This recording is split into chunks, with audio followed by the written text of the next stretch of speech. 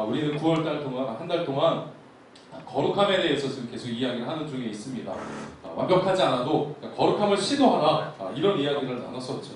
오늘은 그 연장선상에서 함께 말씀을 좀 나누기를 원합니다. 제가 일전에도 뭐 이런 이야기를 제가 좀 했어요. 집중. 저 뒤동네 집어넣고 여기를 봐. 제가 일전에도 한 청년에 대한 이야기를 했는데 한 번 더 좀 소개를 할까 합니다. 예전에 제가 함께 알고 지내던 한 청년이 있었는데 아주 좋은 자리로 취업을 하게 됐습니다. 이 친구의 고민이 있었어요. 뭐냐면 자신이 맡고 있는 그 일 때문에, 그 직책 때문에 어쩔 수 없이 그런 사람들을 만나고 접대해야 하는 그런 술자리들이 너무 많이 벌어졌다는 거예요. 그래서 어느 날 이 친구가 결단을 했습니다.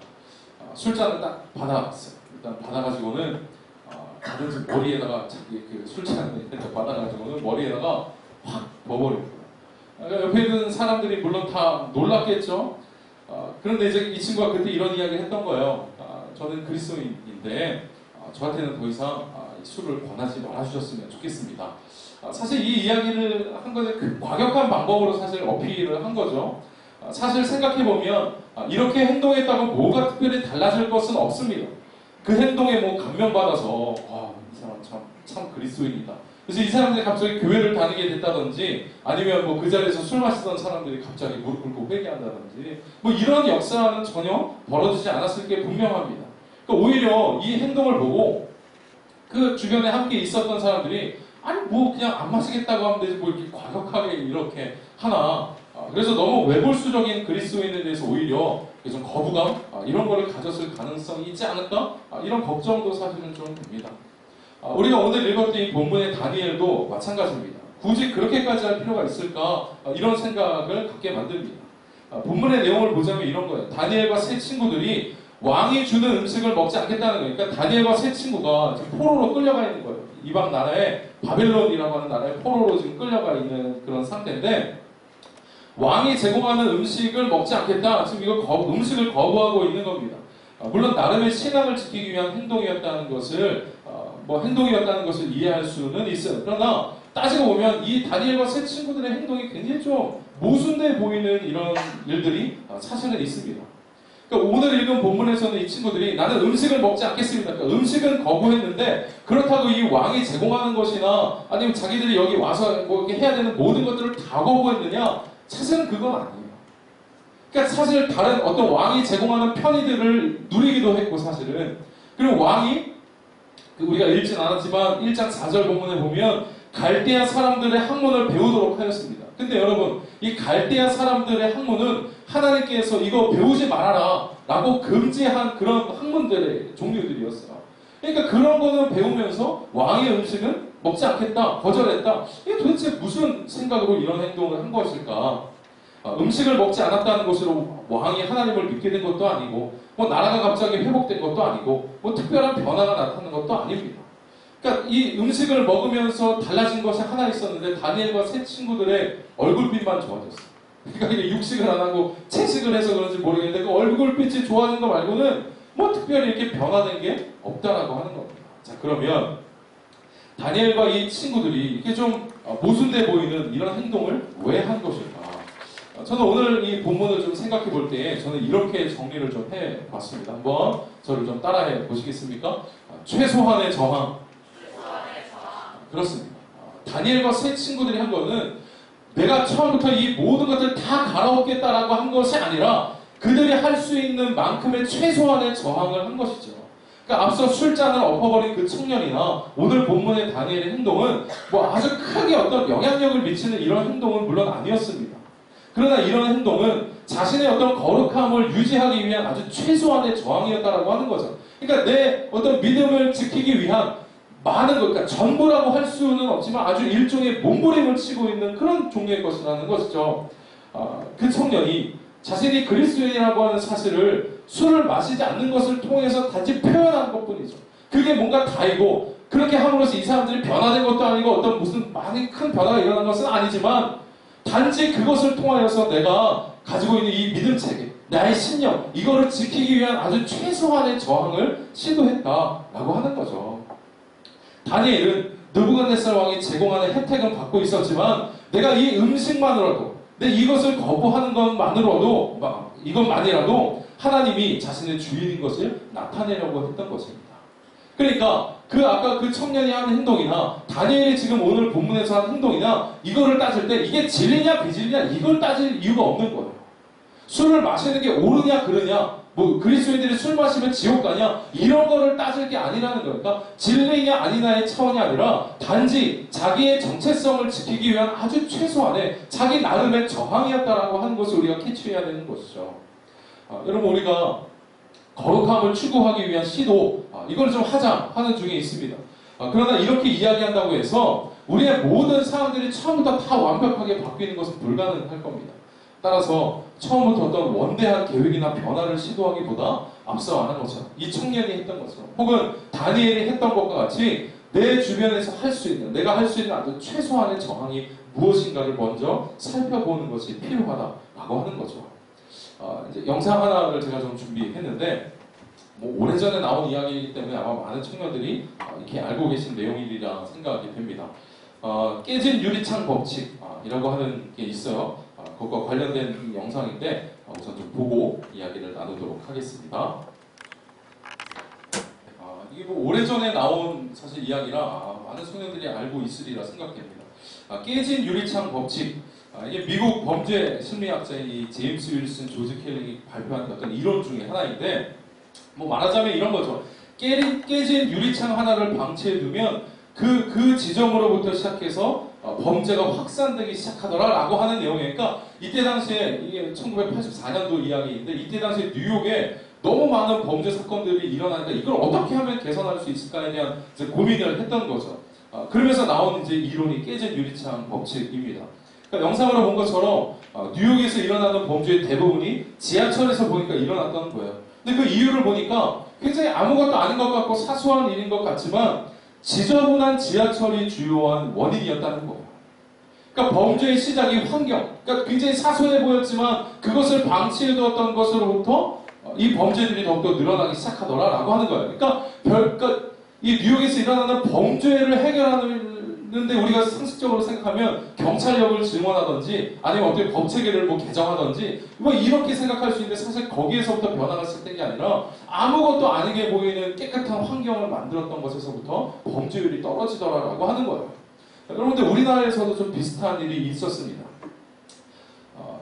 요즘에 제가 버스 탈 일이 많지 않아가지고 잘 이렇게 보지 못했는데 이런 일이 있었어요. 옛날에 버스기사 아저씨들 요즘에는 이건 상상도 할 수 없는 일인데, 예전에는 버스 운전하는 아저씨들이 버스 운전하면서 담배 피고 그랬어요. 여러분 그럼 못 봤죠? 못 봤어요. 나나 희정이나 봤지. 여러분이 누가 봤겠어. 운전하는 게 담배 피고 아저씨들 더운 날에는 런닝셔츠 바람을 운전하고, 하여튼 그런 시절이 있었어요. 굉장히 불친절하고 말이죠. 버스 기사 아저씨들이 같이 싸우고 불친절. 이거를 이제 버스 서비스를 어떻게 하면 개선할 수 있을까? 이걸 하는데 교육도 시키고 하고 해도 잘 안 되는 거예요. 근데 여러분 하나를 딱 변화를 시켰더니 거기에서부터 조금씩 또 변화되더라 라고 하는 건데, 여러분 혹시 뭔지 아십니까? 옷을 바꾸는 거예요. 옷을. 그냥 평소에는 자기가 그냥 집에서 입는 옷 이렇게 걸치고 왔는데 그때부터는 제복을 입게 했던 거예요. 그냥 딱 제복 입고 넥타이 같은 것도 이렇게 탁 매고 이렇게 딱 자세를 바꾸게 했더니 사람들로부터 이제 서비스가 좋아진다는 평가들이 그때부터 나와지고, 기사님들의 어떤 태도도 제복을 입고 났더니 변화되더라라고 하는 이야기들이 한동안 있었습니다. 여러분, 그러니까 사소해 보이는 일이지만 그 일을 개선하는 것을 통하여서 변화가 시작될 수 있다는 거예요. 근데 여러분, 저는 이게 우리의 어떤 신앙생활이나 영적인 법칙으로도 통할 수 있다고 저는 생각합니다. 만약 여러분들이 거룩함을 추구하고 싶으시다면, 그러니까 내가 어떤 그리스도인으로서 어떤 정체성을 가지고 다른 삶을 시도해보기를 원하신다면 저는 이렇게 시작하라고 좀 권면해보고 싶어요. 어떤 큰 계획, 내가 새벽 예배를 맨날 나가기 되지도 않는 계획 세우지도 마세요. 안 되는 걸 알아. 그런 계획 세우지 말고 사소하게 보이는 것이지만 그거 하나부터 여러분 바꿔나가기 시작하라는 거예요. 그러니까 여러분 삶에도 지금 어떻게 보면 필요한 것이 뭐냐면 큰 저항이기보단 아주 사소하게 보이는 최소한의 저항이 여러분들에게 필요하다는 거예요. 그러니까 거룩을 추구하는 출발선에 있어서 필요한 것이 최소한의 저항일 수 있다는 거예요. 일전에 어느 목사님께서 이런 이야기를 하셨어요. 청년들에게 설교하시면서 청년들이 은혜 받았어요. 기도하고 주여 하고 막 난리가 났어. 근데 그 막 기도회 막 이렇게 다 끝나고 그 목사님이 정리하면서 이 청년들에게 해주신 말씀이 이런 거였습니다. 여러분, 제가 이렇게 청년들 만나서 집회하고 이렇게 다니다 보니까 꼭 이렇게 은혜 받고 집회 끝나고 나면 은혜 받은 청년들 중에 꼭 이 내가 세상을 뒤집어 엎을 것처럼 이야기하는 청년들이 있다는 거. 집에 제가 주인 빛과 소금이 되겠습니다. 막 이런 이야기입니다. 막 세계 선교를 이미 끝났어. 막 이 친구가 막 그런 식으로 막 이런 친구들이 있는데 절대 그렇게 하지 말라고 이야기하시는 거예요. 그러면서 하시는 말씀이 뭐냐면 너 집에 가서 세상을 뒤집기 전에 오늘 당장 집에 가서 네 방 청소부터 해. 이런 이야기를 하셨거든요. 세상을 뒤집어 엎을 생각하지 말고 네 방 청소부터 시작해. 이런 이야기를 하신 거예요. 맞습니다. 우리는 대단한 계획을 세울 것이 아니라 사실은 사소한 것에서부터 시작해야 하는 것이었어요. 내 방을 깨끗이 청소해야죠. 여러분이 거룩하게 살기를 원하신다면 방 청소해야죠. 내 책상을 깨끗이 해야죠. 책상이 지저분해가지고 그냥 라면 국물 떨어져 끓는데 거기다 큐티책 올려놔봐. 라면 받침대로 쓰는 거지. 환경이 그러니까. 방 청소부터 하셔야 돼요. 그리고 옷을 단정하게 입으셔야 되는 거예요. 약속된 시간을 지키는 것에서부터 거룩이 시작되는 거예요. 규칙적인 생활을 하는 것에서부터 거룩함이 시작되는 거예요. 맨날 그냥 12시, 1시까지 텔레비 보다가 새벽 예배 언제 나가? 여러분이 거룩한 삶을 추구하기 원하시면 적어도 11시 전에는 자야 일어날 수 있는 거예요. 여러분이 큐티를 하기 원하신다면 오늘 당장 가서 여러분 책상을 치우셔야 되는 거예요. 방 청소를 하셔야 여러분 뭔가를 시도할 수 있는 거예요. 내가 뭐 청년들 집에 이렇게 가볼 일이 별로 없잖아. 별로 없는 게 아니라 한 번도 가본 적이 거의 없어요. 근데 제가 유일하게 방까지 들어가 봤던 청년이 길동이 방에 들어가 봤어요.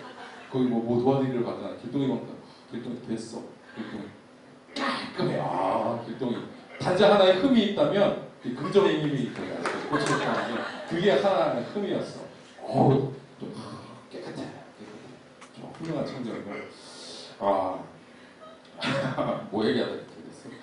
하여튼 청소하시라고 거룩하게 사시기 위해서는. 저는 신앙적으로도 우리 굉장히 일리 있는 말일 거라고 저는 생각합니다. 여러분 거룩한 삶을 추구하기 원하시는 분들 오늘 말씀을 꼭 기억하시기 바랍니다. 여러분에게 지금 필요한 것은 대단한 계획이 아니라 최소한의 저항 혹은 사소하게 보이는 것부터의 변화가 필요한 겁니다. 간혹 우리가 스스로 의심하면서 이런 질문을 하는 경우들이 있어요. 목사님, 술 마시면 뭐 지옥 갑니까? 아니면 주일에 뭐 일을 하는 것이 죄가 됩니까? 아니 뭐 피곤하면 좀 늦을 수도 있지 뭐 이렇게 조금 지각하는 게 그렇게 뭐 잘못된 겁니까? 아니 시대가 바뀌었으면 상황도 바뀌는 거지 뭐 이게 뭐 그렇게 대단히 잘못된 겁니까? 여러분 대단히 잘못된 건 없어요. 제가 일주일에 한번 그 뭐 술 마시는 거에 대한 문제를 설교를 했는데 그때 이야기했잖아요. 술 마시는 거 죄 아니다. 이야기했어요. 여러분 술 마신다고 지옥 가는 게 아니에요. 그리고 여러분들 조금 뭐 제가 할 수도 있지. 그래 할 수도 있지. 여러분들 뭐 그럴 수 있어요. 뭐 하나부터 10까지 따지자면요. 여러분 이게 뭐 성경을 더 깊이 이해하고 말이죠. 이렇게 보면 우리가 사실 이 세상에서 누리지 못하거나 하지 못할 것이 사실은 별로 없어요. 근데 술 마셔도 된다 그랬잖아. 성경 좀 이상하게 가는데 알죠? 그때 다 들은 사람 알 거야. 그렇다고 하면 마시고 들어오거나 뭐 이런 사람 다 끝날 줄 알아. 여러분 그런 거야. 그러니까 따지고 보면 우리가 이 세상에서 하지 못할 것은 사실 별로 없어요. 여러분 그런데 한 가지를 좀 생각해 보자고요. 이런 모든 가능성들 앞에서 내가 할 수 있는 모든 가능성들 앞에서 우리가 반드시 물어야 할 것이 있어요. 다 할 수 있지만 여러분 어떤 것을 통해서 그럼 여러분들이 그리스도인인 것을 나타낼 수 있겠냐는 거예요. 여러분은 어떤 지점에서 여러분들이 최소한의 저항을 하면서 살아가겠냐는 거예요. 술 마신 거 죄 아니죠? 죄 아니에요 여러분. 그러나 여러분들이 믿지 않는 사람과 있을 때 여러분 그것이 만약에 덕이 되지 않는 것이라고 한다면 그것이 나에게 최소한의 저항이 될 줄 알아야 된다는 이야기를 하는 거예요. 바울 사도가 이야기했잖아요. 모든 것이 다 가능하다. 그러나 모든 것이 덕이 되는 것은 아니다. 이런 이야기를 했잖아요. 최소한의 저항이 필요하다는 거예요. 최소한의 저항. 힘든 일이면 힘드니까 포기해버리고 사소하면 사소하니까 그냥 넘어가 버린다면 아무것도 우리에게 걸릴 것 없고 저항이 되는 것이 없다면 우리는 도대체 뭘 통해서 우리가 그리스도인인 것을 나타내고 거룩함을 추구하면서 살아갈 수 있겠느냐는 질문을 하고 있는 겁니다. 그럼 제가 몇 가지 여러분들에게 권면하고 싶은 게 있어요. 여러분들에게 있어야 할 가장 기본적인 최소한의 저항이 있습니다. 뭐가 있을까요? 저는 주일 성수하는 것은 최소한의 저항이라고 생각합니다. 여러분 저는 여러분이 이곳에 오신 것이 굉장히 여러분 귀하죠. 얼마나 귀합니까? 피곤한데. 사실 나는 상식적으로 나는 아무리 늦게 잠을 자도 나는 한 8시, 그러니까 뭐 12시에 자도 8시 이상까지는 잠을 못 자. 2시에 자도 8시 이상까지 자. 허리가 아파서 나는 못 자겠어. 근데 제가 하여튼 난 이해가 솔직히 잘 안 가는데 청년들 얘기 들어보니까 뭐 주일날 뭐 12시, 1시까지 자는 게 아주 그냥 아주 쉬운 일이더라고요. 그런데도 불구하고 여러분 이렇게 나와서 여기 앉아있는 것이 굉장히 감사한 일이죠. 여러분 대단한 일을 한 겁니다. 여기 교사 하시는 분들은요, 밥 먹을 시간도 별로 이렇게 넉넉하지 않아요. 그리고 나서 허둥이 뭐지? 하여튼 그렇게 와가지고 밥을 이렇게 그냥 먹고 말이죠. 여기 앉아있고, 이런 분들, 여기 있는 거 제가 다 알아요. 그러나, 여러분 여기 온 것이 매우 귀한 일이긴 하지만, 그렇다고 이것을 최대한이라고 생각해서는 안 됩니다. 여러분 주일날 예배 드리는 것은 최대한의 저항이 아니라 최소한의 저항이에요. 최소한의 저항. 그리스도인이라면 적어도 예배를 통해서 나의 최고의 가치가 무엇인가를 증명할 수 있어야죠. 그게 예배가 되어야죠. 예배뿐만 아니라 여러분의 삶의 구석구석에 이런 최소한의 저항이 될 수 있는 무언가를 배치해놓고 있어야죠. 그렇게 살아갈 수 있어야죠. 또한 여러분의 일상에서 가장 연약한 부분이 무엇인지를 한번 좀 살펴보세요. 그리고 그 부분에 대해서도 최소한의 저항을 한번 시도해보세요. 여러분의 연약함을 통해서 하나님의 강함이 드러날 수 있는 거잖아요. 연약하다고 나는 이것에 연약하니까 어쩔 수 없다라고 생각하는 것이 아니라 그 연약함도 무언가의 변화를 할 수 있도록, 내가 더 성숙하고 성장해 갈 수 있도록, 하나님의 강함이 거기서 나타날 수 있도록 최소한의 저항을 시작하세요. 그 일들 가운데 하나님을 개입시키셔야 합니다. 이를 위해서 날마다 말씀 묵상하고 기도하는 것을 시도하셔야 합니다. 지금 우리 3스텝 이제 시작했는데, 지난 수요일부터 시작했는데, 온 사람들이 괜히 왔다.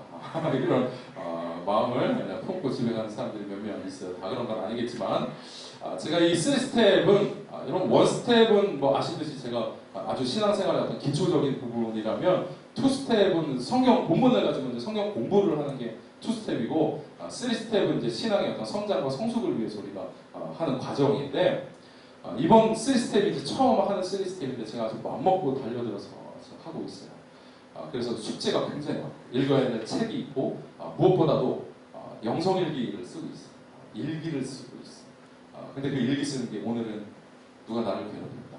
뭐 이런 거 많고, 일상에서 하나님을 더 많이 의식하고 하나님을 더 내 삶에 초청하고 개입하기 위한 지금 작업들을 하고 있는 겁니다. 이 몸부림치는 거죠. 내 삶의 저항을 놓을 수 있도록. 그래서 그걸 통해서 하나님을 볼 수 있도록 무언가를 하고 있는 거죠. 여러분 잘 아시는 마이크로소프트의 빌 게이츠가 이런 이야기를 했습니다. 체인지의 G를 C로 바꿔보라. 뭐예요? 찬스. 체인지에서 찬스로 변하는 거죠. 그러면서 이런 이야기를 했습니다. 변화 속에 기회가 숨어 있다. 기회를 얻고자 한다면 변화를 시도하라. 영적인 원리는 이와 같습니다. 여러분의 삶에 하나님의 개입하심을 원한다면 여러분이 먼저 영적으로 깨어 있어야죠. 그럼 변화를 시도해야죠. 여러분 스스로. 무언가를 시작하셔야죠. 잠언 19장 15절에 이런 말씀이 있습니다. 사람이 게으르면 잠은 실컷 잘지 모르지만 결국 굶주리게 될 것이다. 오늘 이거를 여러분 머리맡에다 놔. 여러분 책상에다 놓고 여러분 사무실에다 놔. 사람이 게으르면 잠은 실컷 잘지 모르지만 결국 굶주리게 될 것이다. 여러분 영적으로도 마찬가지입니다. 영적인 게으름이 여러분을 편하게 할지는 몰라도 결국 그게 여러분을 영적으로 굶주리게 만드는 거예요. 그저께 왜 안 왔어 이 인간들아. 청년복귀 이번에 리더 MT 갔는데 금요일날 안 온 인간들은 다 여기 무릎 꿇고 이따가 운동에 나가지 마! 나가지 마. 와야지 리더들 거기 MT 갔던 인간들은 왔어야지 뭐. 게으르면 그렇게 되는 거야. 여러분 영적으로도 여러분이 아무것도 시도하지 않고 그냥 몸 편하려고 가만히 있으면 여러분 영적으로 굶주려지게 되는 거예요. 이제 말씀을 좀 정리하겠습니다. 지금 당장 큰 일이 아닌 것 같은 일이라 할지라도 거룩한 삶의 시작은 사소한 것에서부터 시작될 수 있습니다. 여러분 한 번에 전부 다 변화될 수 없어요.